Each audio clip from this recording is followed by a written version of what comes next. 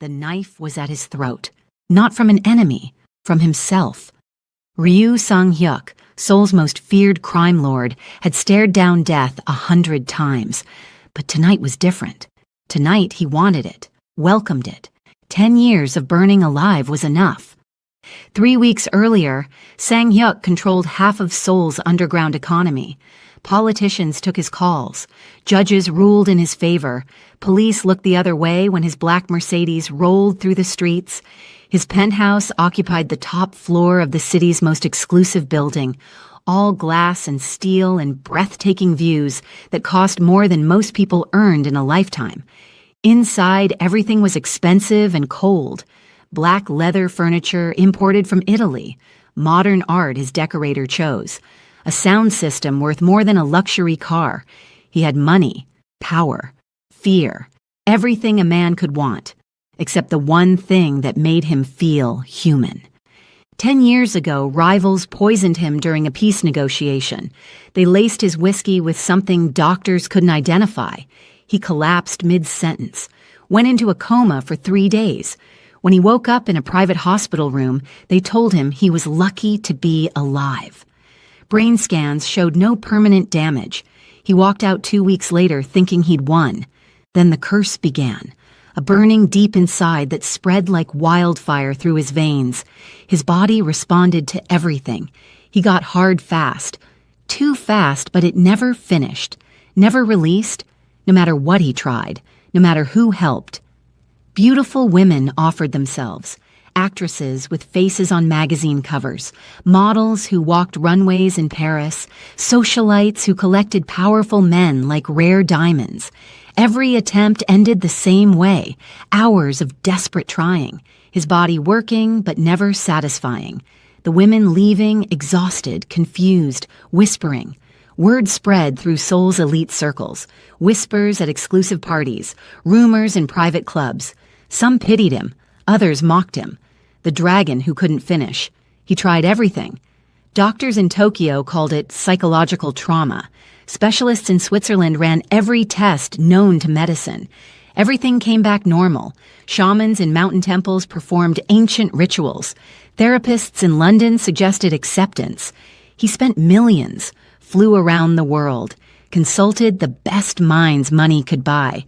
They all said the same thing: rare neurological damage.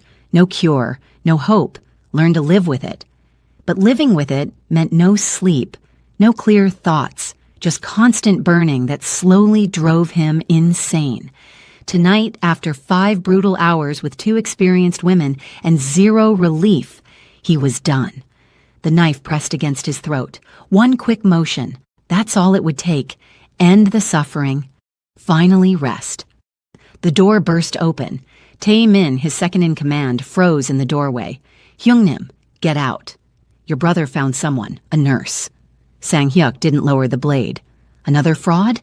From Ethiopia. She treats cases other doctors. Abandon. Her grandmother told her she'd meet a man burning from the inside. Said only she could save him. The knife lowered an inch. Where is she? Downstairs, waiting. Sang-hyuk stared at his reflection in the dark window. Hollow eyes stared back, a ghost wearing his face. One last try. If this doesn't work, I'm done trying. If your heart already tightened reading this, good. You're about to enter the deepest chapter of Sang-hyuk's life. Before we continue, tap subscribe so you don't miss what happens when a dying mafia king meets the one woman he can't hurt and can't let go. And comment below, do you believe 2 strangers can be destined?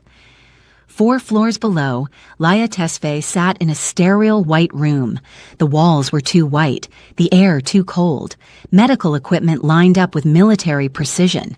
It looked like a hospital suite, but felt like a prison. She'd been waiting for over an hour, no explanations, no information, nothing. Just a phone call at midnight from a man claiming to be Mr. Ryu's assistant. His voice was urgent, desperate. He offered triple her normal rate to come immediately. No questions. Just come now. She almost refused. It sounded dangerous, suspicious. But her student loans were drowning her. Her temporary visa would expire in 3 months. Her savings account showed 2 zeros, and something in that man's voice told her this wasn't a scam. It was genuine desperation, the kind she recognized. She checked her watch. 2:47 a.m. Her grandmother's wooden talisman hung around her neck, hidden under her blue scrubs. Before she died, her grandmother gripped her hand and whispered, "You'll meet a man the world abandoned, a man burning alive. Only your hands can quiet him." Laya didn't believe in prophecies. She was a scientist, a nurse. Evidence was what she trusted. But sitting here alone, that memory felt heavier than usual. The door opened. A man in a perfectly tailored black suit entered. Broad shoulders, blank expression, the kind of man who made people nervous. "He's ready." She stood, grabbing her medical bag. "Can you tell me what I'm treating?" "You'll see." "At least tell me his name." Ryu Sang-hyuk. The name meant nothing to her. She'd only been in Seoul 6 months, still learning the language, still adjusting. She followed him down a long hallway. Her footsteps echoed on marble floors. Gold fixtures gleamed under soft lighting. Expensive paintings hung on walls. This wasn't a hospital. This was someone's home. Someone incredibly wealthy. He stopped at a door. "He's inside. Be careful." "Careful of what?" He didn't answer, just opened the door and stepped aside. She walked in.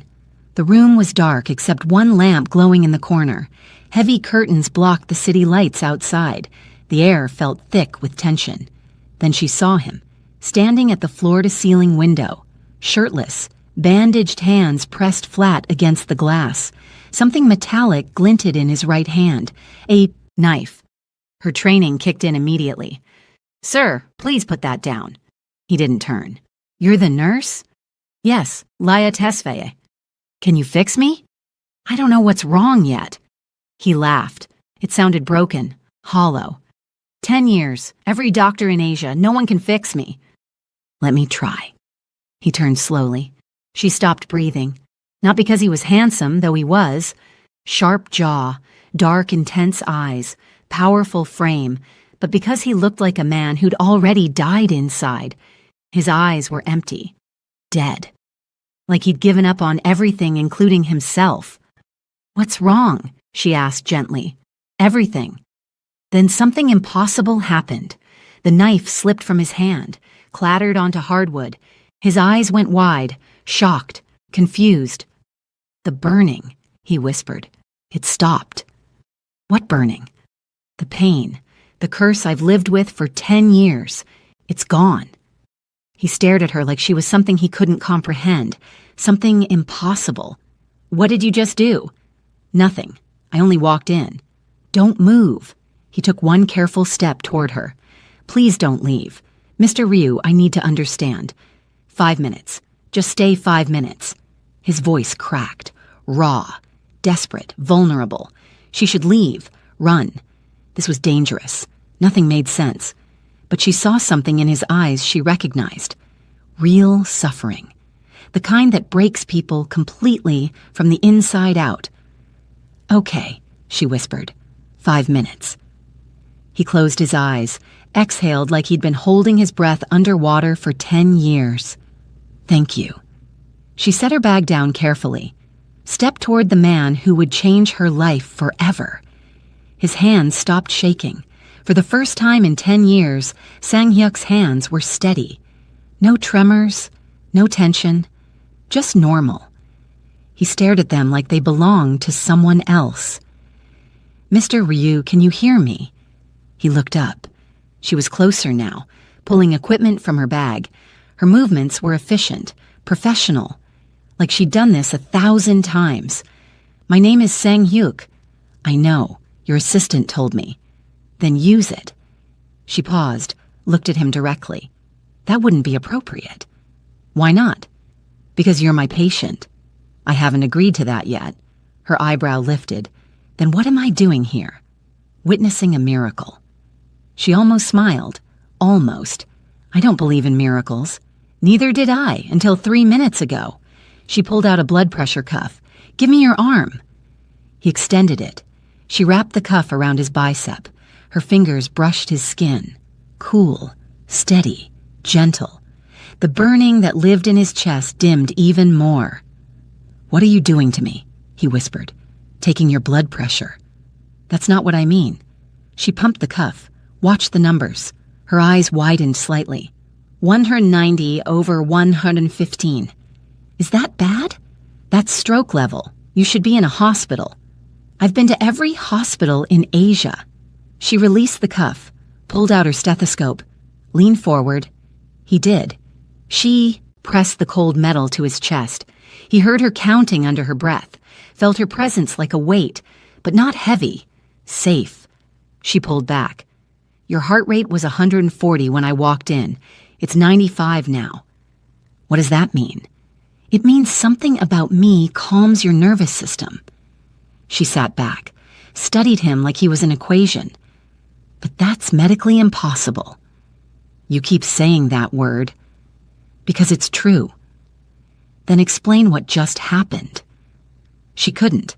He saw it in her face, the confusion, the frustration. She was someone who needed answers, logic, proof. "I need time to research this," she said. "How much time?" "A few days, maybe a week." "No." Her eyes narrowed. "Excuse me? You leave, the pain comes back. I know it does." "How?" "Because you were here 3 days ago. My brother brought you for 10 minutes. The second you walked out, it came back worse than before." Recognition flashed across her face. "That was you on the floor." "Yes. There was so much blood." "I've been trying to end it." She went still. "And what?" "The pain. My life. Both." Silence stretched between them, heavy, raw. "Mr. Ryu Sang-hyuk." "Sang-hyuk." She said it carefully, like she was testing the weight of his name. "I can't stay here indefinitely. I have a job, a visa that expires in 3 months, bills to pay. I'll pay you, triple what you make." "This isn't about money." "Then what?" "I need to understand what's happening. I'm a nurse. I believe in science, evidence.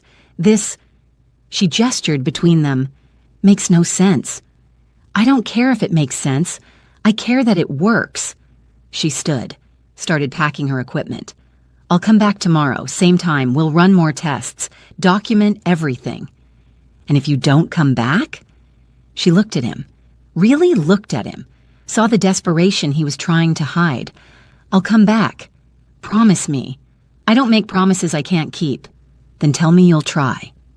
She picked up her bag, walked to the door, stopped, her hand on the handle. "I'll try." The door closed. Sang-hyuk sat alone in the sudden quiet. For 30 seconds, he felt fine. Then the burning started again. Small at first, then building, growing, consuming. By the time Taimin found him an hour later, he was back on the floor, hands bleeding, mind fracturing. "Call her back," Taimin said. "She's gone." "Then we wait." "I can't wait." But he had no choice. Blood under her fingernails. Laya scrubbed her hands in the hospital bathroom. The patient from room 307 had died 20 minutes ago. She'd done everything right. Chest compressions, defibrillator, emergency medications. Still wasn't enough. It never was. She stared at her reflection. Exhausted eyes, wrinkled scrubs, hair coming loose from her bun. 24 hours ago, she'd been in a penthouse with a crime lord who claimed she could stop his pain just by existing. Now she was back to reality, back to losing patience and counting paychecks. The door opened. Hae-jin walked in. Perfect makeup, perfect hair, perfect everything. "Rough shift?" Hae-jin asked. Her tone said she didn't actually care. "Lost a patient. It happens." Hae-jin checked her lipstick in the mirror. "I heard you had an interesting night. Private consultation." Laya's stomach tightened. "How did you know about that?" "Seoul's smaller than you think, especially for people in our world."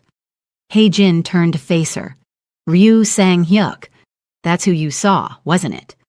"I can't discuss patients." "Of course not. Professional ethics." Hae-jin smiled.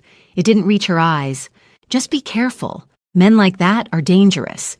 "You don't know anything about it." "I know he's been through every nurse in this hospital. They all leave crying or angry or both. You're not special, Laya. You're just next. Laya dried her hands. Thanks for the concern.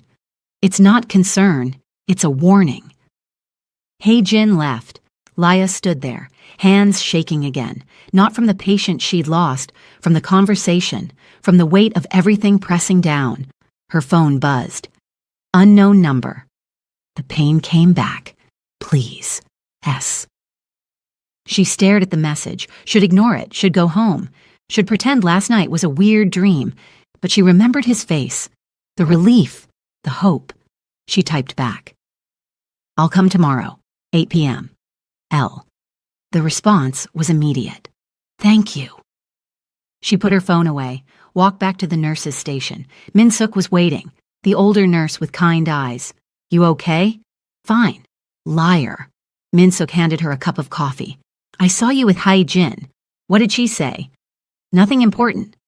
Everything Hae-jin says is calculated. She doesn't make small talk. Min-suk lowered her voice. Is it true? Are you treating Ryu Sang-hyuk? I can't. You don't have to confirm it. I can see it on your face. Min-suk glanced around, made sure no one was listening. That man is connected to half the powerful people in Seoul, politicians, businessmen, judges. If you help him, you'll have protection, but you'll also have enemies. I'm just a nurse. Not anymore. Min-suk squeezed her shoulder. Be smart, be careful, and don't trust anyone in this hospital, especially Hae-jin. Why are you helping me? Because someone helped me once, when I was new and scared and out of my depth. Min-suk smiled sadly. Consider it paying it forward. She walked away. Laya finished her shift in a daze, went home to her tiny apartment, stared at the ceiling. Her grandmother's face floated in her memory, the last words she ever spoke. When you meet him, don't run. He needs you more than you know. I'm not running, Grandma, Laya whispered to the empty room, but I don't know what I'm doing either. Her phone buzzed again. Different number. Professional tone. Dr. Kang would like to speak with you regarding your visa status. Please call at your earliest convenience. Her blood went cold. Her visa was fine. She'd checked it last week. Why would a doctor need to discuss it? Unless someone was digging, unless someone wanted her gone. She looked at the message again, then at Sang-hyuk's earlier text. Two different worlds pulling her in opposite directions. She had to choose. Hae-jin's phone rang at midnight. She answered immediately. Well? Dr. Kang's voice was smug. Found something interesting. Tell me. 6 months ago, Leah Tesfaye worked at Royal London Hospital, trauma unit. Then she quit suddenly. No notice, no explanation. Why? A patient died under her care. 52-year-old man. Heart attack.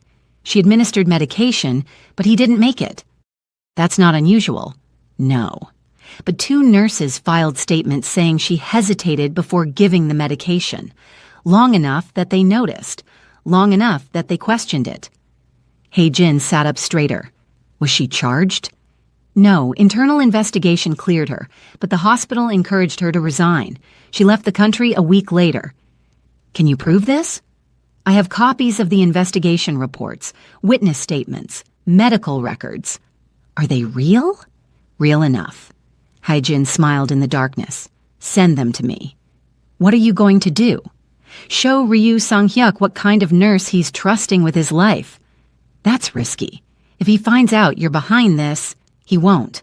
I'll make it look like concerned colleagues bringing information to light. Anonymous tips. Professional duty. And if it backfires? It won't. Men like Ryu don't tolerate incompetence. The second he thinks she might be dangerous, he'll cut her loose. You really hate her that much? This isn't about hate. It's about what I deserve. Hae-jin's voice hardened. I've worked 6 years at this hospital, sacrificed everything. I'm not letting some foreign nurse with a suspicious past take what should be mine. The files will be in your email in 10 minutes. Good. And Kang? Yes. This makes us even. No more favors. Agreed. He hung up. Hae-jin opened her laptop. Waited. The email arrived exactly 10 minutes later. She opened the attachments, read every word, Medical reports, witness statements, timeline of events. It was perfect, circumstantial enough to raise doubts, specific enough to seem credible. She forwarded everything to an encrypted email account she'd created, then drafted a message. To Ryu Sang-hyuk. From a concerned medical professional. Subject: information regarding your current healthcare provider. Mr. Ryu, I'm writing to inform you of concerning information about Nurse Leah Tesfaye. Attached are documents from her previous employment at Royal London Hospital. A patient died under her care under questionable circumstances. 2 nurses reported she hesitated before administering critical medication. While she was not formally charged, the hospital asked her to resign. I believe you should be aware of this before continuing treatment. This message is sent out of professional concern for your safety. She read it 3 times, removed anything that could trace back to her, made it sound clinical, concerned, professional. Then she hit send. The message disappeared into the void. She closed her laptop, poured herself wine, walked to her apartment window. Seoul glittered below her. 30 million people, all of them fighting for something: power, money, love, respect. She wanted all of it, and she'd burn down anyone who stood in her way. Her phone buzzed. Message delivered. She smiled, raised her glass to her reflection. Welcome to Seoul, Leah. Let's see how long you last. The email arrived at 2 a.m. Sang-hyuk couldn't sleep. The pain had returned with a vengeance. His body burned, his mind fractured. He was lying on his bedroom floor when his phone lit up. New message. He almost ignored it. Then he saw the subject line. Information regarding your current healthcare provider. He opened it, read once, then again, then a 3rd time. A patient died under her care. She hesitated. An investigation. Forced resignation. His chest tightened. Not from pain this time, from something worse. Doubt. He forwarded the email to Tae-min with 1 word: verify. The response came 30 minutes later. It's real. Hospital records confirm she worked there, left suddenly, patient died, investigation happened, no charges filed but circumstances unclear. Sang-hyuk stared at his phone. Everything in him wanted to dismiss it, to trust her, to believe there was an explanation. But he'd built his empire on information, on verification, on never trusting anyone completely. And now he had information that said the woman he'd trusted with his life might have killed someone through negligence. His phone rang. Tae-min. Young-nim, what do you want me to do? Nothing yet. Should I pull her background check? Already done. And? Clean, no criminal record, no malpractice suits, good references. Then maybe this email is, I don't know what it is, but I need to find out. Sang-hyuk sat up. Pain shot through him. Bring her here tomorrow, as planned, but have someone watching, recording everything. You think she's dangerous? I think someone wants me to think she's dangerous, and I need to know why. He hung up, lay back down. The burning was worse now, spreading, consuming, but he couldn't call her. Not until he knew the truth, not until he understood what game was being played, because in his world, trust was currency, and betrayal was death. If she was lying to him, hiding something that could hurt him, he needed to know, even if it meant suffering, even if it meant losing the only relief he'd found in 10 years. His phone buzzed again, a text from her. I'll be there at 8 p.m. tomorrow. Try to rest. L. He stared at the message. Such simple words, from someone who either saved his life or was playing him. He didn't respond, just closed his eyes and waited for morning. When morning came, he'd have answers. And if those answers proved she'd lied, he'd do what he always did with people who betrayed him. Cut them out. Completely. No matter how much it cost him. Even if the cost was his sanity. Because in his world, survival meant never letting anyone get close enough to destroy you. And right now, Leah Tesfaye was closer than anyone had been in years, which made her either his salvation or his greatest threat. She was 20 minutes early. Laya stood outside his building at 7:40 p.m. The security guard recognized her, nodded, opened the door without questions. The elevator ride felt longer this time. When the doors opened, Tae-min was waiting. His expression was different, colder. "He's in the study," Tae-min said. "Not the bedroom, not the living room, the study." Something was wrong. She followed him down the hallway. Her medical bag felt heavier. The air felt thicker. Tae-min opened the door, stepped aside. Sang-hyuk sat behind a massive desk, expensive whiskey untouched in front of him. His face was unreadable, carved from stone. "Sit down," he said, not a greeting, a command. She sat. "What's wrong?" He slid a folder across the desk. She opened it. Her stomach dropped. Royal London Hospital, internal investigation report, witness statements, the patient who died, everything she'd tried to leave behind. "Where did you get this?" Her voice came out steady, barely. "Does it matter?" "Yes. Someone sent it, anonymously, said I should know who I'm trusting with my life." She closed the folder, met his eyes. "You want an explanation?" "I want the truth." The truth is, a 52-year-old man had a massive heart attack. I was his nurse. I administered medication exactly as prescribed. He coded anyway. We tried to save him for 40 minutes. He died. The report says you hesitated. I double-checked the dosage. That's not hesitation. That's being careful. 2 nurses said it was long enough to notice. 2 nurses who wanted my position, who resented that I was promoted over them. Her hands clenched in her lap. The investigation cleared me. Completely. No wrongdoing. No negligence. Nothing. "Then why did you leave?" Silence. "Laya, why did you leave?" She looked away. "Because even though I was cleared, people still whispered, still looked at me like I'd killed him. The hospital director suggested I resign, said it would be better for everyone. So I did. And came here. And came here." He leaned back, studied her. "Do you know what I do for a living?" "I know enough." "Then you know I can't afford to trust the wrong people. In my world, one mistake costs lives, including mine." "I understand. Do you?" He stood, walked around the desk, stopped in front of her. "Because right now, I have information that says you might have killed someone, and I have to decide if I believe you or believe the evidence. What does your gut tell you?" "My gut tells me you're telling the truth, but my gut has been wrong before." She stood, faced him. "Then test me." "How?" "However you need to. Background check, polygraph, interview my references, do whatever makes you feel safe, but don't punish me for something I didn't do based on an anonymous email from someone who clearly wants me gone." He stared at her. "Who would want you gone?" "I don't know, but someone does." "Why?" "Maybe because I'm helping you. Maybe because someone else wants that position. Maybe because I'm foreign and easy to target. I don't know." His jaw tightened. "If I find out you lied to me, you won't, because I didn't." They stood there, inches apart, the tension thick enough to cut. Finally, he stepped back. "I'm having your background fully investigated, everything. If there's anything else I should know, tell me now." "There's nothing." "You're sure?" "I'm sure." He walked back to his desk, sat down. The dismissal was clear. She picked up her bag. "Do you still want me to—" "Not tonight."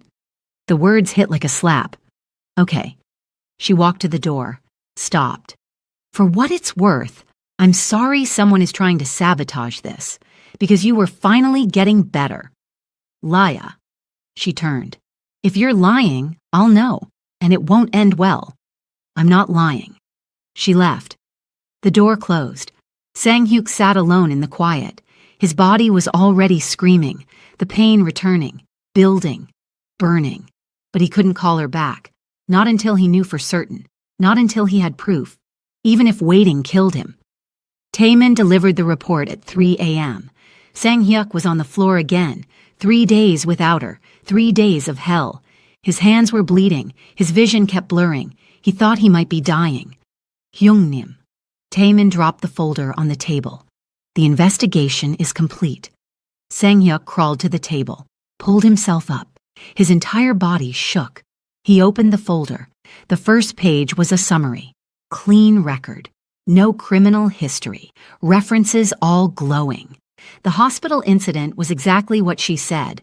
2 jealous nurses, a cleared investigation, a suggested resignation to avoid drama. Nothing suspicious, nothing dangerous. She'd told him the truth. He kept reading. Every page confirmed it. Her visa was legitimate. Her credentials real. Her work history spotless. The anonymous email was a lie, or a manipulation. Someone wanted him to doubt her. "There's more," Taemin said. Sang-hyuk looked up. "I traced the email. It came from a VPN, but the IP address before that belonged to Seoul General Hospital, internal network." "Who?" "Still working on it, but someone at that hospital sent it." Sang-hyuk closed the folder, dropped his head. "I accused her of killing someone. I made her prove herself, and she was innocent. You had to be sure. I broke her trust. Then fix it." Sang-hyuk grabbed his phone, dialed her number with shaking fingers. She answered on the 5th ring. "What?" Her voice was cold, distant. "The investigation finished. You were right about everything. I'm sorry." Silence. "Laya, please. I need you. The pain is—" "I'll be there in 20 minutes." She hung up. He collapsed against the wall, waited. When she arrived, she didn't greet him, just walked past him, set her bag down, pulled out equipment. "Sit." He sat. She wrapped the blood pressure cuff around his arm, pumped it hard, watched the numbers. 210 over 125. You're going to die if you keep this up. "I know." She pulled out her stethoscope, pressed it to his chest. Her touch was clinical, cold, but his heart rate started dropping anyway. 165 down to 98 in 30 seconds. She pulled back, started writing notes. "Laya, I'm sorry." "You already said that. I mean it." "Do you?" She finally looked at him. Her eyes were red, tired, angry. "Because from where I'm standing, you threw me away the second someone told you to." "I had to verify." "No, you had to trust me. That's what people do when they care about someone. They trust them first, investigate later if needed." "In my world?" "I don't care about your world." Her voice cracked. "I care that I told you the truth and you still chose to believe an anonymous stranger over me." "You're right. I know I'm right." "What can I do?" She packed her equipment. "Nothing. I'll keep coming because you'll die if I don't. But we're not friends. We're not anything. I'm your nurse. That's it. Laya, I'll be back tomorrow, same time." She walked to the door. "Wait." She stopped, didn't turn around. "I found out who sent the email. Someone at Seoul General. I'm going to find out exactly who." Now she turned. "And then what?" "Then I'll make sure they never work in Seoul again." "Don't." "Why not?" "Because I don't want you fighting my battles. I want you to trust me enough that you don't need an investigation to prove I'm telling the truth." She left. The door closed. Sang-hyuk sat alone. His body was calm now, the pain manageable. But something else hurt worse. The look in her eyes when she said they were nothing. He'd spent 10 years burning alive. But this pain was different. This pain came from knowing he'd destroyed something rare, something he might never get back. Hae-jin watched from the hospital cafeteria window. Laya walked to her car, shoulders slumped, face tired. The plan had failed. The email, the investigation, the doubt. None of it worked. Somehow, Leah was still standing, still working, still seeing Sang-hyuk. Hae-jin's jaw clenched. She pulled out her phone, scrolled through contacts, stopped on a name she'd saved 2 years ago. Immigration Officer Park. She'd helped him once, covered up a mistake in his paperwork, saved his job. He owed her. She pressed call. "Park speaking." "It's Han Hae-jin from Seoul General." "Hae-jin, it's been a while." "I need a favor." "What kind?" "There's a foreign nurse at our hospital. Ethiopian, work visa. I think she's violating her employment terms." "What makes you think that?" She's taking private cases, getting paid under the table, outside her visa restrictions. Silence. That's serious. I know, but it's happening. I have proof. Send me her information. Name, passport number, visa details. I'll open an investigation. How long? If the violation is clear, I can revoke her visa in 2 weeks. She'd have 7 days to leave Korea after that. Hae-jin smiled. Perfect. But Hae-jin, false reports have consequences. Are you certain? I'm certain. Then send everything. She hung up, opened Laya's employee file on her hospital access, passport scan, visa documentation, employment contract. She forwarded it all, then deleted the messages, cleared her browser history, covered every track. 2 weeks. In 2 weeks, Leah Tesfaye would be gone, deported, banned from returning, and Ryu Sang-hyuk would be desperate, broken, needing someone. Hae-jin looked at her reflection in the dark window. Perfect makeup, perfect hair, perfect everything. She'd waited 3 years for this, worked 6 years to build her reputation. She wasn't going to lose to some foreign nobody. Her phone buzzed. Officer Park. Investigation opened. Will contact subject within 10 business days. Thanks for the report. Hae-jin typed back. Thank you. Just doing my civic duty. She deleted that message too, stood up, smoothed her uniform, walked back to work with a smile. Tick-tock, Leah. Your time is running out. 2 weeks passed. 2 weeks of Laya coming every evening, checking vitals, taking notes, leaving within an hour. No conversations, no warmth, just medical care. Sang-hyuk was losing his mind. Not from pain. His body was better than it had been in years. The episodes were rare now, the burning manageable as long as she visited, but the distance between them was worse than any physical suffering. On the 14th night, he couldn't take it anymore. Stay for dinner. She was packing her bag. Didn't look up. No, please, that's not appropriate. It's just food. Nothing with you is just anything. She zipped her bag. I'll see you tomorrow. Leah, wait. She stopped at the door. What? I know I don't deserve your forgiveness. I know I broke your trust, but I'm asking you to give me a chance to earn it back. Why should I? Because I'm miserable without you. Not just physically, completely. She turned around slowly. That's not my problem. I know, but it's the truth. He stood, walked closer. I've spent 3 years building walls, trusting no one, keeping everyone at a distance. Then you walked in and those walls came down. It terrified me. So you pushed me away. Yes, that's not an excuse. I'm not making excuses, I'm explaining. He stopped a few feet from her. I was wrong, completely wrong, and I'm sorry. Not just for doubting you, but for making you feel like you had to prove yourself. She stared at him. What do you want from me, Sang-hyuk? Another chance. To do what? To show you I can be better. To prove I trust you. To build something real. This can't be real. You're a crime lord, I'm a nurse. Our worlds don't mix. They already mixed the second you walked into my penthouse. That doesn't mean they should stay mixed. Maybe not, but I'm asking you to try anyway. She shook her head. This is insane. I know. You could get me killed. I won't let that happen. You can't promise that. I can promise I'll die trying. They stood there, the space between them heavy with everything unsaid. One dinner, she said finally. What? I'll stay for one dinner. We'll talk, like normal people, not nurse and patient, not whatever this complicated thing is, just 2 people eating food. Okay, but if this goes badly, it won't. If it does, I'm done, completely. I'll find you another nurse and I'll walk away. Understood. She set her bag down. What are we eating? He smiled for the first time in 2 weeks. What do you like? Surprise me. He walked to the kitchen. She followed, and for the first time since the investigation, the walls between them started to crack. Not breaking, not yet, but cracking, and that was enough. The letter arrived on a Tuesday.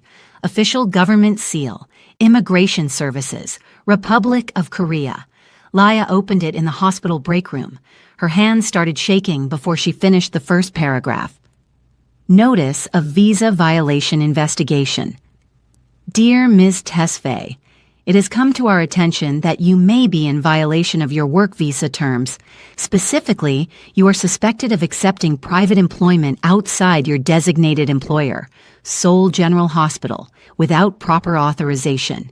An investigation has been opened.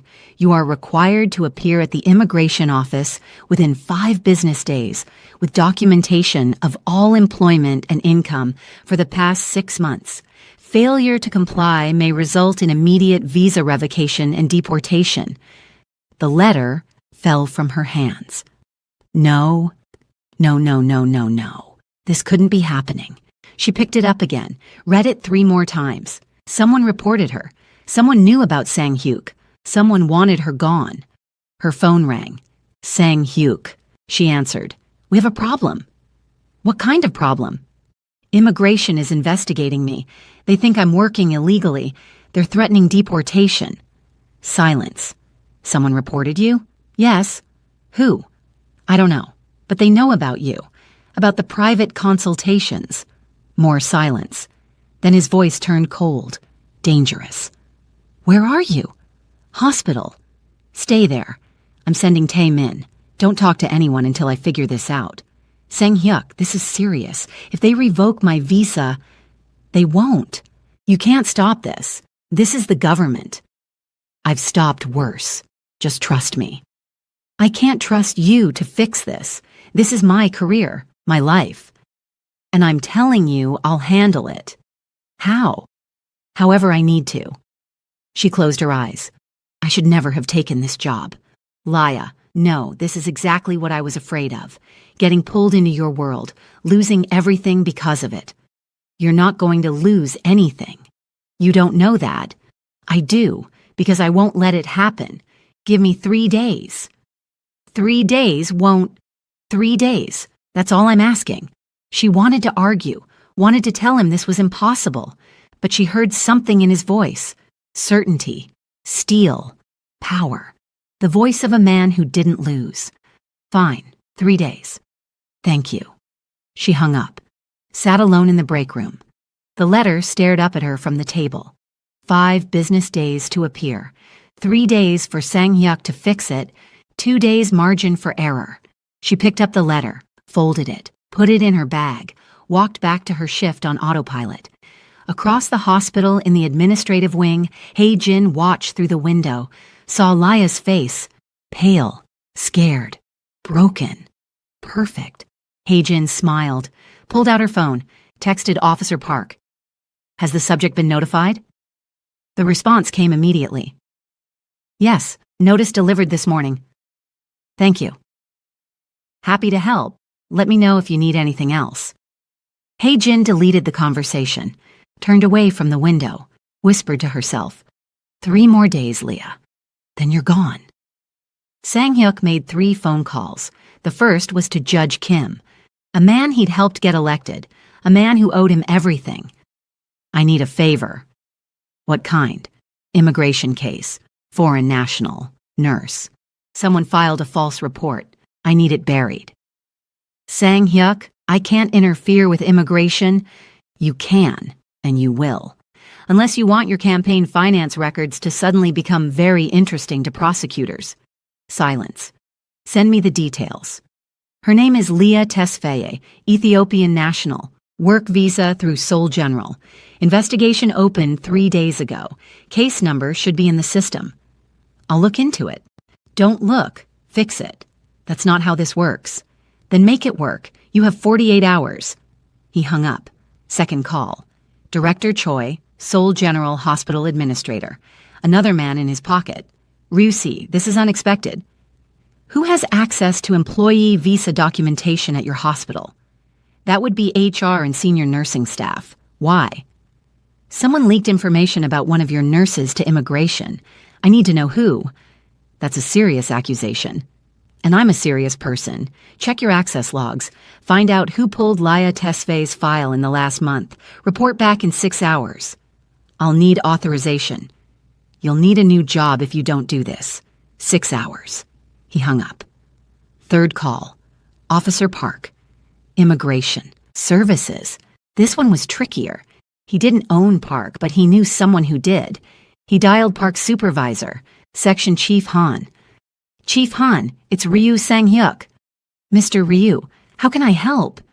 One of your officers opened an investigation based on false information. I need it closed. Which officer? Park. Case involves an Ethiopian nurse, Laya Tesfaye. I'll look into it. Don't just look. I need the case closed, the report expunged, and I need to know who filed it. That's asking a lot. I donated 500 million won to your department's modernization fund last year. I'm not asking, I'm collecting. Pause. Give me 24 hours. You have 12. He hung up. Taemin stood in the doorway. Will it work? It has to. And if it doesn't, then I'll do it another way. What other way? Sang-hyuk looked at him. The way that doesn't involve phone calls. Taemin understood. That would create problems. I don't care. She's not getting deported because someone wants to play games. His phone rang. Director Choi. That was fast. Talk. I found something. The access logs show Laya's file was pulled twice last month. Once by HR for routine review. Once by Han Hae-jin, head nurse. No authorization. No reason listed. Sang-hyuk's blood went cold. Hae-jin. Yes. She accessed the file at 11 p.m., outside work hours, used her admin credentials. Send me everything. Screenshots, timestamps, everything. Already sent. Good. He hung up, looked at Taemin. Find Han Hae-jin. Bring her to the warehouse. Tonight. Young Nim. She works at a hospital. People will notice if she disappears. I don't care. Bring her. What are you going to do? Have a conversation. Taemin's expression didn't change, but they both knew what that meant. In Sang-hyuk's world, conversations in warehouses didn't end well. Understood. Taemin left. Sang-hyuk sat alone in his office, stared at Hae-jin's employee photo on his screen. Pretty, professional, perfect smile. The smile of someone who thought she was smarter than everyone else. She was about to learn different. He picked up his phone. Texted Laya. Don't worry, I found who did it. Handle it by tomorrow. She responded immediately. How? Better you don't know. Sang-hyuk, don't do anything illegal. He stared at the message, then typed back. Too late for that, but trust me. This ends tomorrow. He put the phone down, leaned back in his chair. Tomorrow, Hae-jin would understand something very important. You don't touch what belongs to Ryu Sang-hyuk, not his business, not his people, and definitely not the woman who kept him alive. They brought Hae-jin in at midnight. She was blindfolded, hands zip-tied, shaking. Taemin had grabbed her in the hospital parking garage. Quick, clean, no witnesses. Now she sat in a metal chair in an empty warehouse. The blindfold came off. One light hung above her head. Everything else was darkness. Then Sang-hyuk stepped into the light. She stopped breathing. Mr. Ryu, don't. His voice was quiet, deadly. You know why you're here? No, I swear, I don't. You accessed Laya Tesfaye's employee file without authorization at 11 p.m. on a Tuesday. Then, 3 days later, immigration opened an investigation into her visa status. Hae-jin's face went white. That's quite a coincidence, don't you think? I didn't. The access logs don't lie. Neither does the immigration officer who just told my associate that you filed the report. Her mouth opened, closed. No words came out. So let me ask you once, why? She's not qualified. She's dangerous. I was protecting you. Protecting me. He laughed. It was cold, empty. By trying to deport the only person who's kept me alive in 10 years? She's using you. She's not special. I could do everything she does, yet then why didn't you? Silence. For 3 years, you were my nurse at that hospital. For 3 years, I was dying, and you did nothing. She walks in once, and everything changes. So tell me, Han Hei-jin, what could you possibly do that she hasn't already done? I've been loyal. You've been jealous. No, you wanted me for yourself, for what I represent. Power, money, status. You saw her as competition, so you tried to destroy her.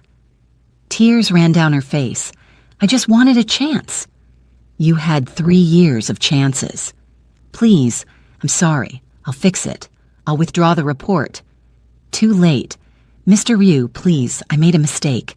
You made a choice, and choices have consequences. He nodded at Taemin. Taemin stepped forward, placed a phone in front of her. It was recording. You're going to call Officer Park. You're going to tell him you made a mistake, that you fabricated the report, that Laya Tesfaye did nothing wrong. You're going to withdraw the complaint, formally, in writing. And if I do, then you leave Seoul, tonight.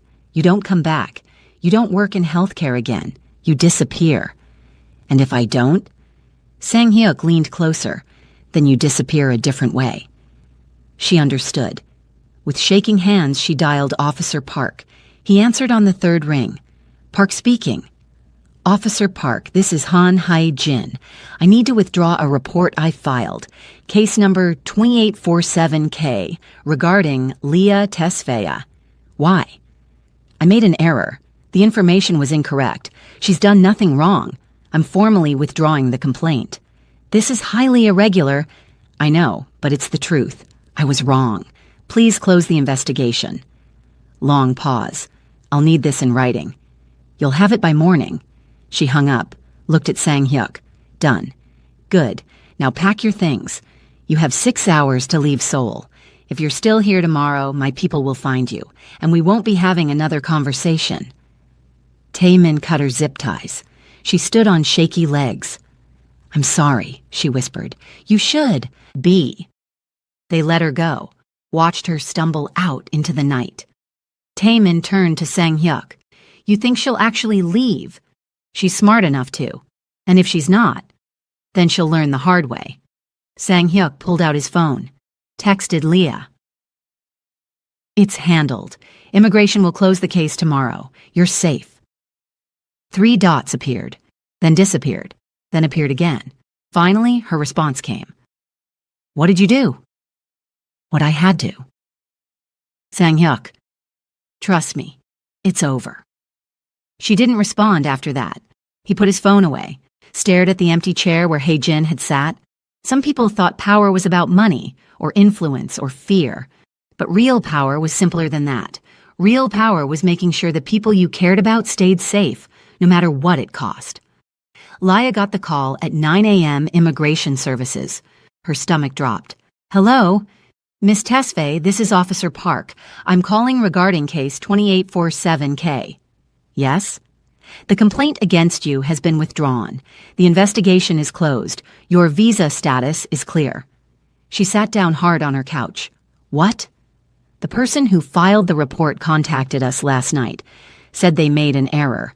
Withdrew the complaint formally. We have no grounds to proceed. Who filed it?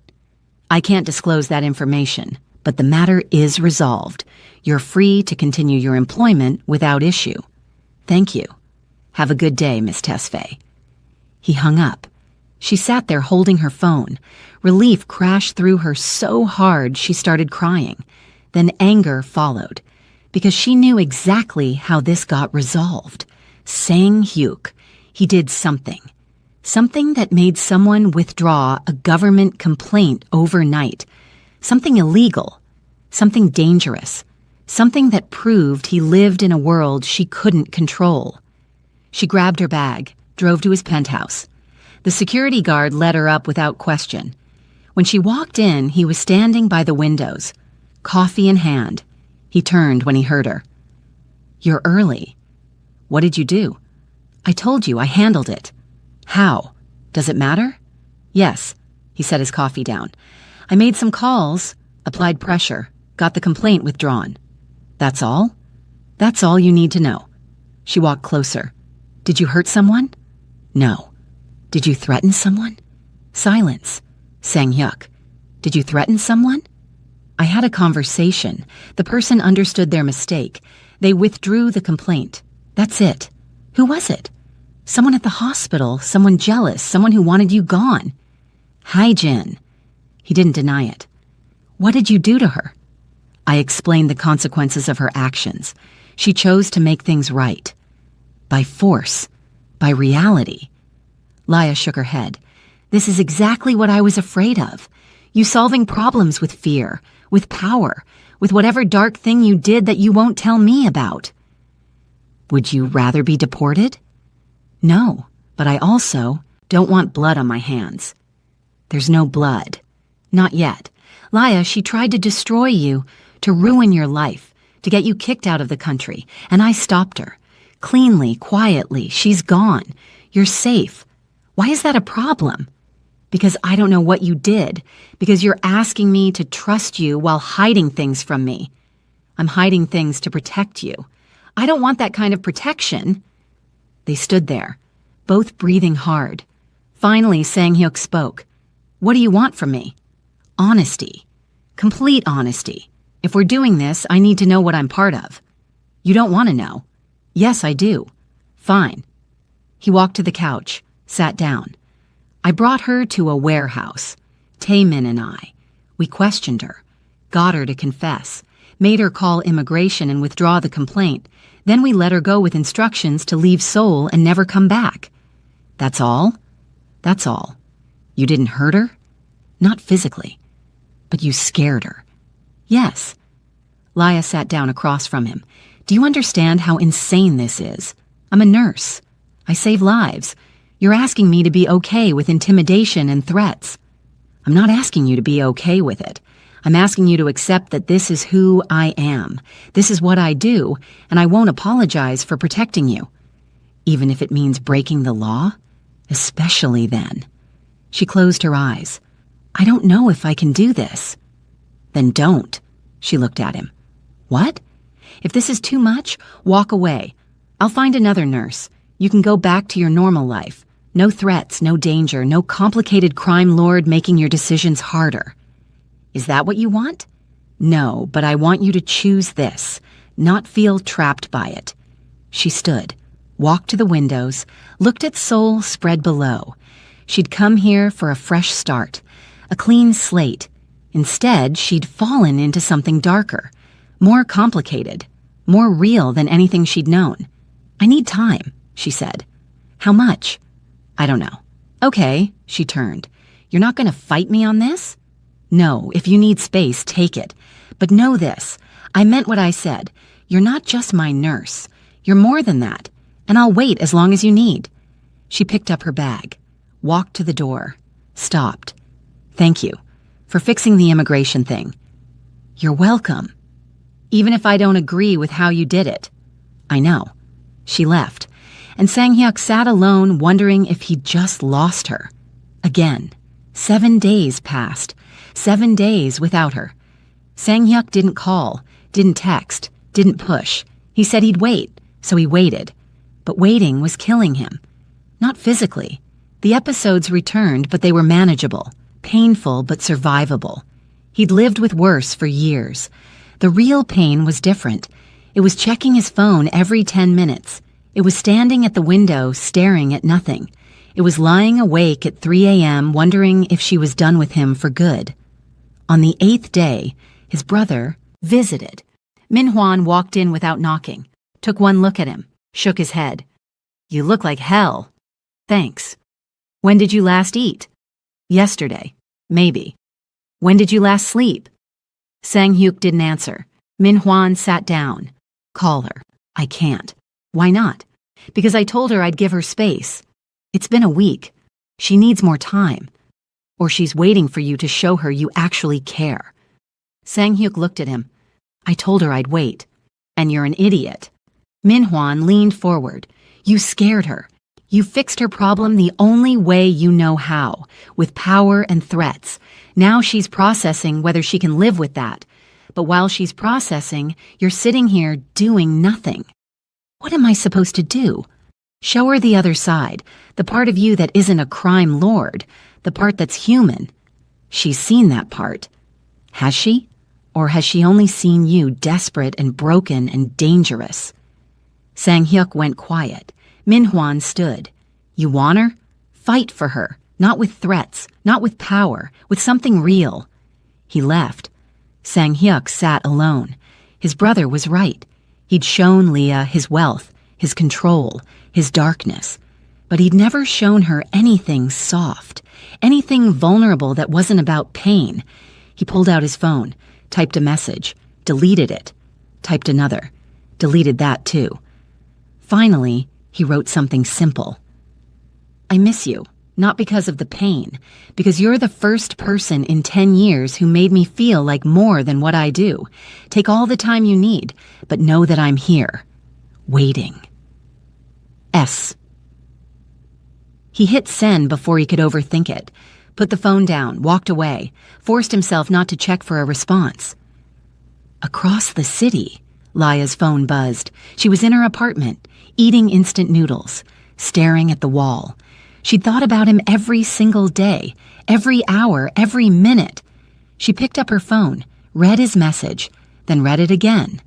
Her grandmother's voice whispered, "When you meet him, don't run."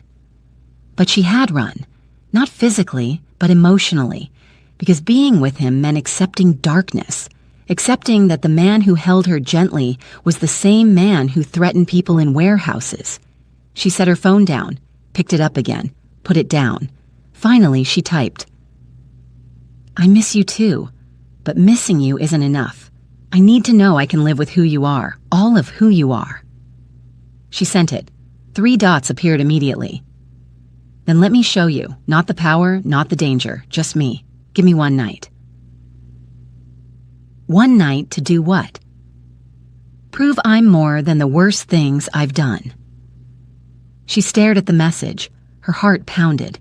This was the moment. Walk away safe, or walk towards something that might destroy her. She typed, Tomorrow night, 7 p.m., your place. I'll be here. She put her phone down, closed her eyes. Grandma, I hope you knew what you were talking about. She arrived at 7:03 p.m. The penthouse door was open. Inside, everything was different. The cold, modern furniture was pushed aside. String lights hung across the ceiling. Soft music played. Not K-pop, not American, Ethiopian, traditional, the kind her grandmother used to hum. And on the table sat food, real Ethiopian food, injera, doro wat, kitfo, shiro, gomen, all of it homemade. Sang-hyuk stood in the kitchen doorway, flour on his hands, nervous. You cooked this? Tried to. I watched about 40 YouTube videos, burned 3 batches of injera. This is attempt number 4. She walked closer, looked at the spread. It wasn't perfect. The injera was slightly thick.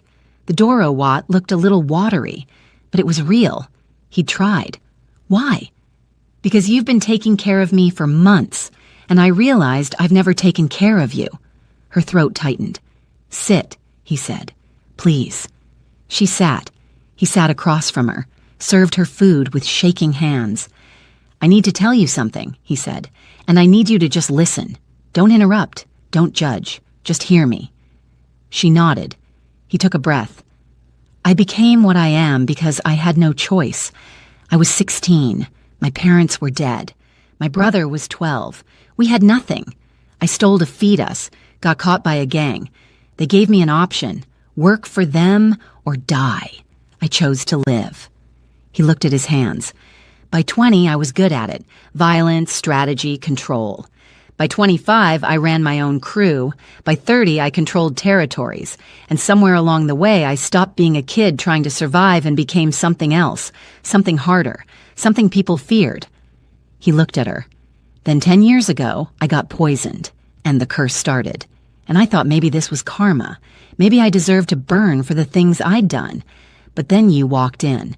And for the first time in my entire adult life, I felt like maybe I wasn't just the sum of my worst choices. His voice cracked. I'm not asking you to forgive what I've done. I'm not asking you to forget who I am. I'm just asking you to see that I'm trying to be better, to be someone worth your time, worth your trust, worth you. Silence filled the room. Just the soft music, the smell of food, the weight of his words. Finally, Laya spoke. I don't need you to be perfect. He looked up. I need you to be honest, to let me in, to stop protecting me from the truth and let me decide what I can handle. Okay. And I need you to understand something. I'm not here because you have power, or money, or control. I'm here because when I'm with you, I feel something I've never felt before. What? Like I found something I didn't know I was looking for. She reached across the table, took his hand. So let's try. For real this time. No secrets, no hiding, no running. No running, he repeated. They sat there holding hands across homemade food neither of them ate. And for the first time, the walls between them didn't just crack, they fell. Sang-hyuk woke up alone. For a second, panic hit. Then he heard water running in the kitchen. He walked out, found her making coffee, wearing one of his shirts, hair messy, bare feet on cold marble. She looked up, smiled. Morning? You stayed. You sound surprised. I am. She poured 2 cups, handed him one. I told you, no more running. They stood there drinking coffee in comfortable silence. His phone rang. Tae-min. Young-nim, we have a problem. Sang-hyuk's jaw tightened. What kind? The Kim Syndicate. They're moving on our territory. 3 of our businesses hit last night. They're testing us. How bad? 1 warehouse burned, 2 clubs vandalized, no casualties yet, but it's a message. Sang-hyuk closed his eyes. I'll be there in an hour. Young-nim, they're not going to stop. This is retaliation for what happened 3 months ago. They want war. Then we'll give them one. He hung up. Leah was watching him. What's wrong? Work. What kind of work? He hesitated. She set her cup down. No secrets, remember? There's a problem with a rival organization. They hit some of my businesses last night. I need to handle it. Handle it how? However I need to. That's not an answer. Laya, no, you promised honesty. So be honest. What are you going to do? He looked at her. I'm going to meet with my people, figure out their next move, respond accordingly. Respond means retaliate. Yes, which means violence. Probably. She went quiet. This is what I meant, she said finally. This is the part I don't know if I can live with. I know. People could get hurt. People are already hurt. More people then. Maybe. And you're okay with that?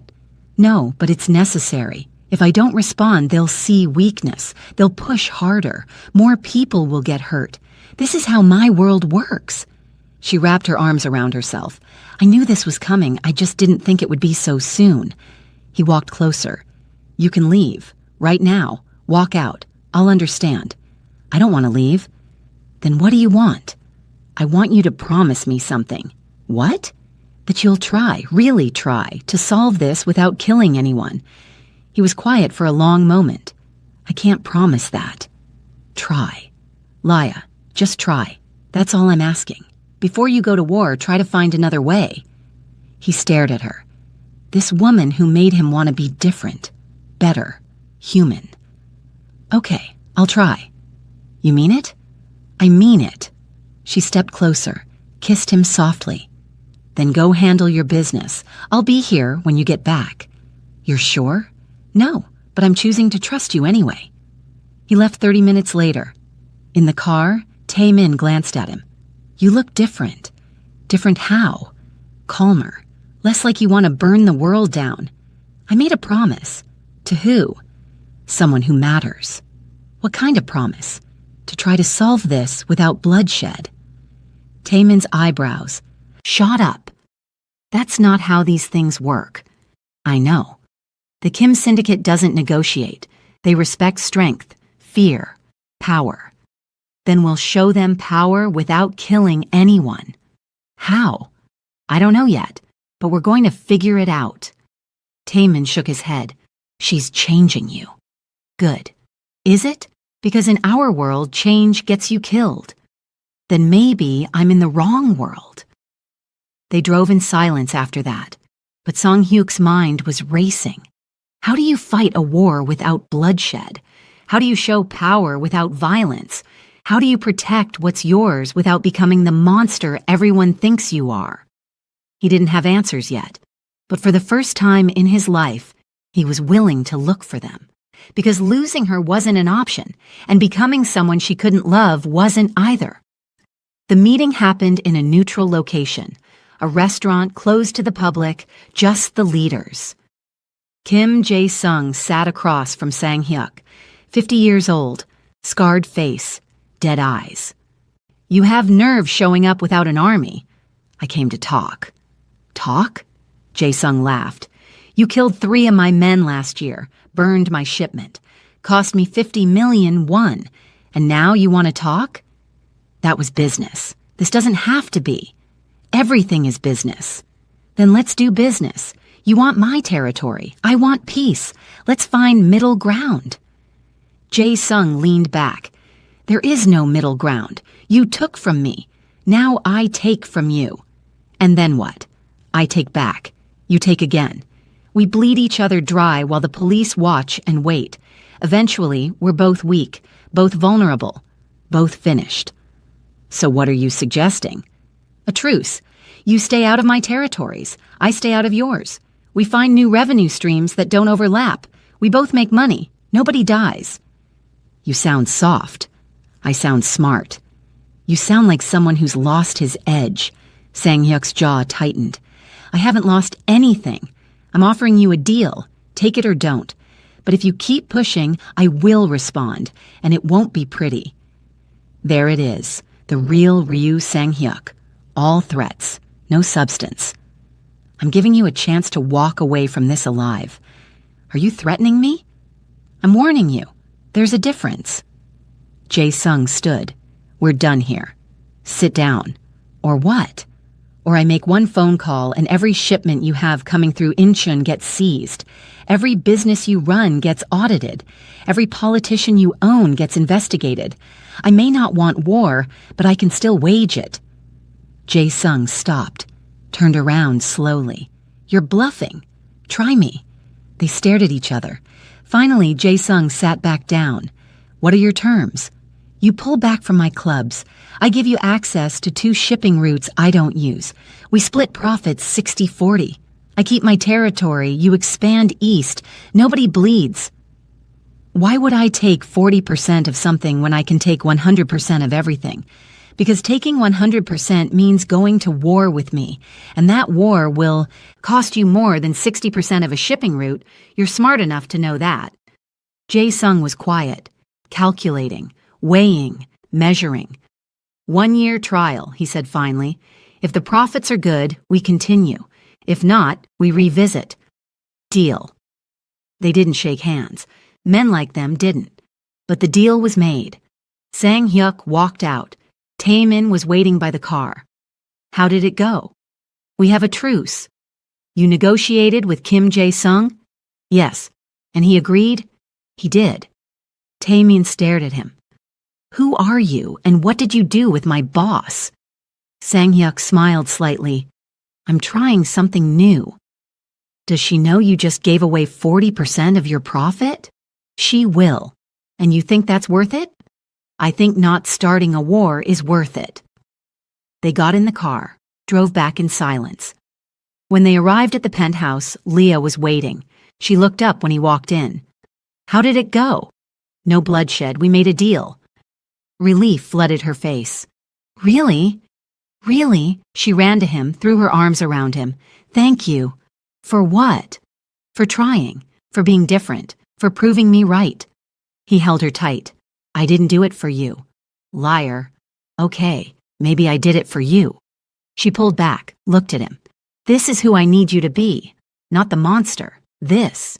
I'm still the monster, just a monster trying to be better. That's enough for me. They stood there holding each other, and for the first time in weeks, everything felt possible. Hae-jin didn't leave Seoul. She should have. Sang-hyuk's warning was clear. But she'd spent 6 years building her career here, her reputation, her connections. She wasn't going to throw it all away because of one mistake. So she stayed, kept her head down, found a new job at a smaller hospital across town, and waited. 3 weeks after the warehouse, her phone rang. Unknown number. Hello? Han Haijin? A man's voice, unfamiliar. Who is this? Someone who shares your frustrations. I hear you had trouble with Ryu Sang-hyuk. Her blood went cold. I don't know what you're talking about. Please, I know everything. The immigration report, the warehouse meeting, the forced departure. He humiliated you. Who are you? Someone who wants the same thing you do, to see Ryu Sang-hyuk lose what he values most. I'm not interested. Not even for 500 million won? She went quiet. I'm listening. Good. Meet me tomorrow. 3 p.m. Cafe on Gangnam Boulevard. Come alone. How do I know this isn't a trap? You don't. But what's your alternative? Hide forever? Or take a chance at revenge and get rich doing it? He hung up. Hae-jin sat in her tiny apartment, stared at her phone. She should ignore it. Should stay quiet. Should disappear like Sang-hyuk ordered. But the anger inside her hadn't dimmed. It had grown, every day, every humiliation, every memory of that warehouse. She hated him, hated Laya, hated that they got everything while she got nothing. The next day at 2:58 p.m., she walked into the cafe. A man sat in the corner, mid-40s, expensive suit, cold smile. She sat down across from him. Who are you? Call me Mr. Choi. I represent certain interests that conflict with Ryu Sang-hyuk's operations. The Kim Syndicate. Smart girl. What do you want?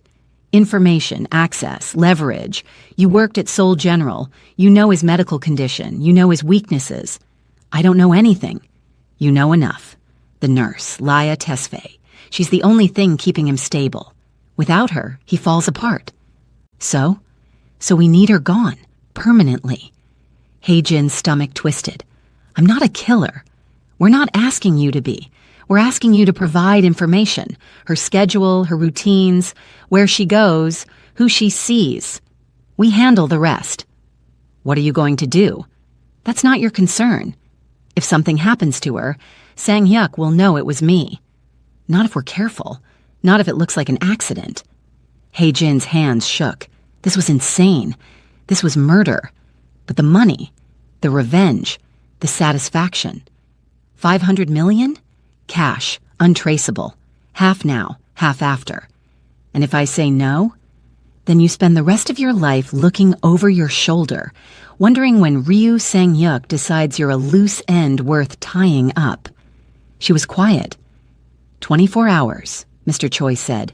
Think about it. Call this number if you're in. He slid a card across the table, stood, left. Hae-jin sat alone, stared at the card. She knew what she should do. Walk away, disappear, start over somewhere far from Seoul. But the anger was too strong, the humiliation too deep. She picked up the card, put it in her purse, and made a choice she couldn't take back. Laya left the hospital at 9 p.m., late shift, exhausted, ready to go home. She walked to the parking garage, found her car, unlocked it. Didn't notice the black van 3 spaces over. Didn't see the 2 men get out.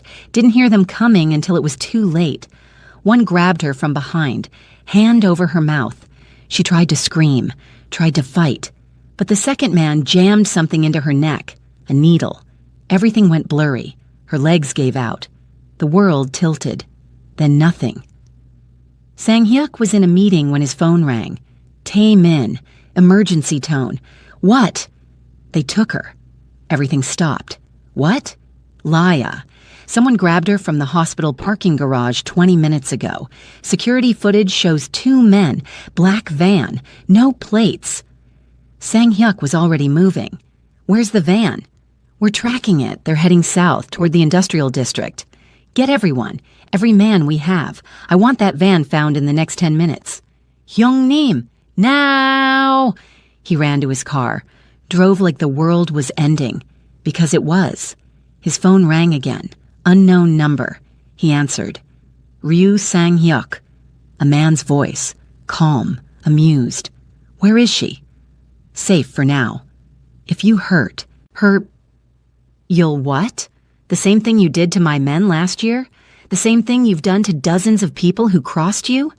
Sang-hyuk's blood turned to ice. Kim Jae-sung.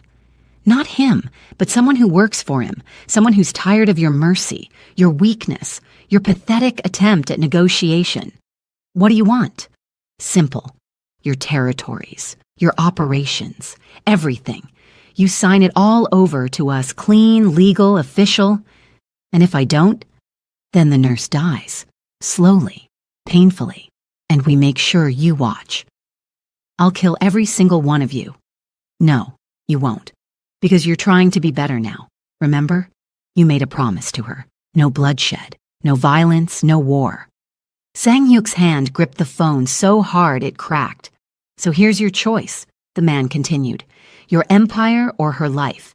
You have 6 hours to decide. We'll send you a location. Come alone, unarmed, or she dies. The line went dead. Sang-hyuk pulled over, sat in the car, breathing hard. Everything he'd built, everything he'd fought for, everything he'd sacrificed. For her, or lose her forever. His phone buzzed. A text. Address. Warehouse 7, Incheonport, 3 a.m. Come alone or she dies. J. Taemin called. Hyung-nim, we found the van. Abandoned near the port, no sign of her. But there are tracks, multiple vehicles, they're moving her. I know where she is. Where? They sent me an address. Warehouse 7, Incheonport, 3 a.m. That's a trap. I know. You can't go alone. I have to. Then let me come with... No, they'll kill her if I don't follow instructions.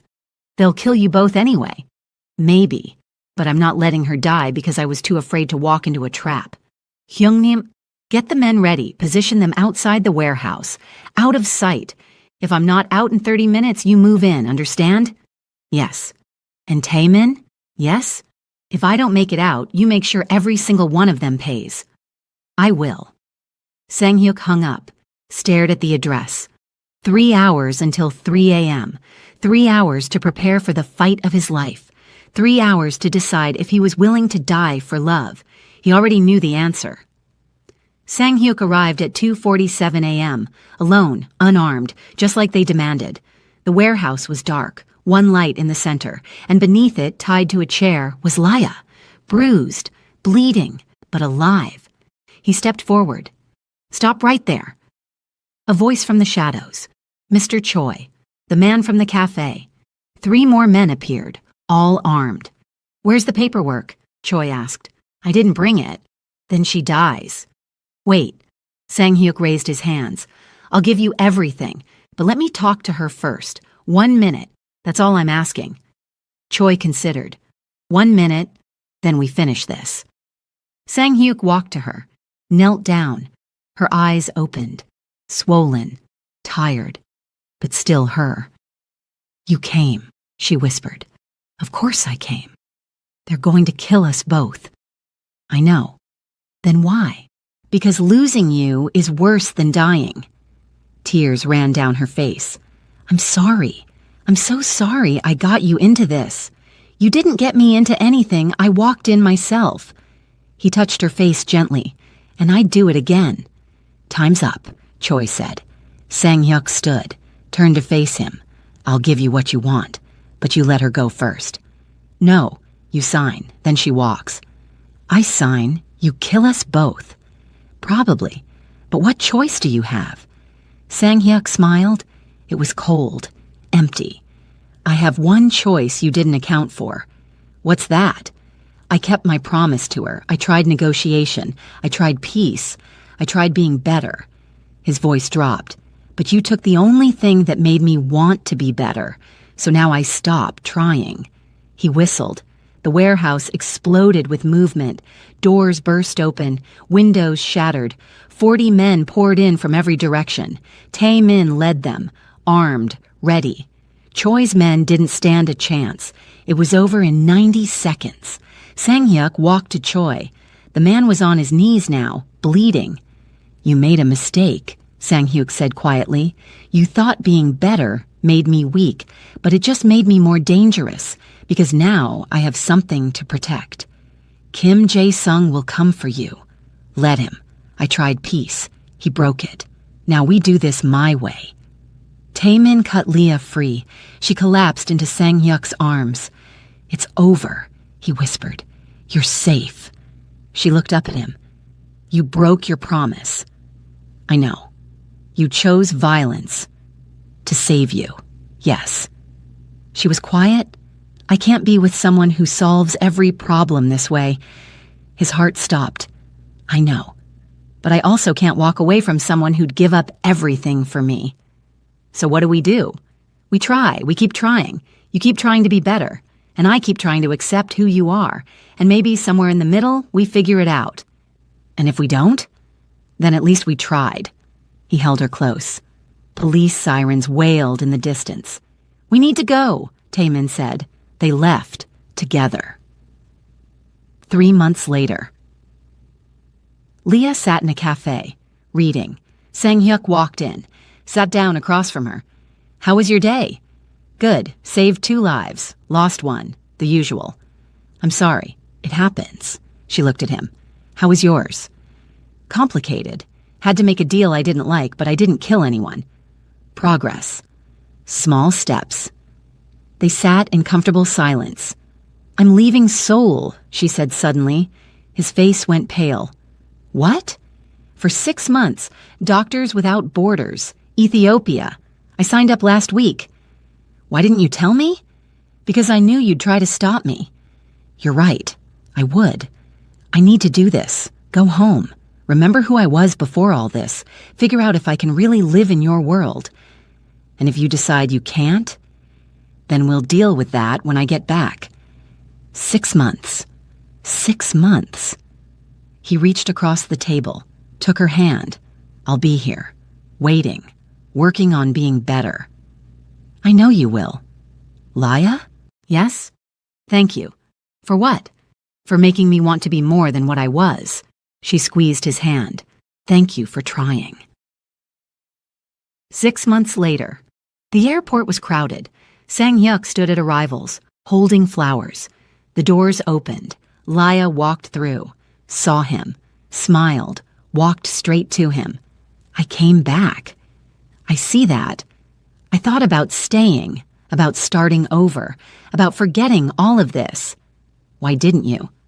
"Because I realized something. Home isn't a place, it's a person, and my person is here." He pulled her close. "I'm still broken." "I know. I'm still dangerous." "I know.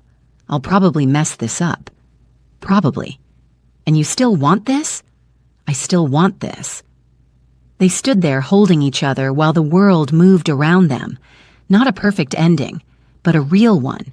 2 broken people choosing each other every single day. If you're still here, it means this story touched a place most people never admit they have. Before you go, tell me in the comments, who did you feel more connected to, Sang-hyuk or Leah? And hit subscribe so you don't miss the next story that will tug at your chest the same way this one did. You're part of this world now.